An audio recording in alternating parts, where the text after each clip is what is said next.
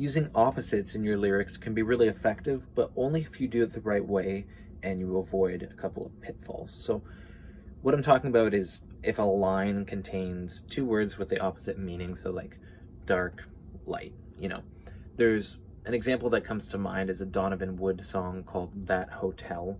Love this song, and there's a line in it that's something like, the window wouldn't open, the door wouldn't close. I checked out 2 months ago.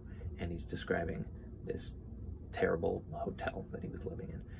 And that sounds very natural, and it has this sort of built-in interest because there's just something satisfying about having those opposite words within the line. But it doesn't take away from the story, and it doesn't sound forced. That's often the issue with these techniques, especially if you're new to using them. If you're trying to use this technique, you want to make sure that it doesn't sound like you're trying to use the technique just for the sake of it, right? It has to, these types of things, it's the icing, it's not the cake. So if it is taking away from the overall story, just leave it out. But if it works its way in and it's natural, then that's great, and it can be really satisfying.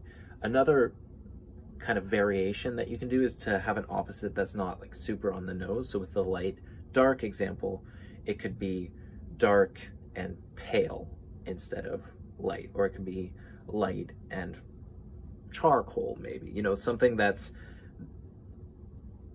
still giving the effect of contrast, but it's not what you would expect to be like an exact mirror image or opposite image, I should say. So something to think about. Try it out.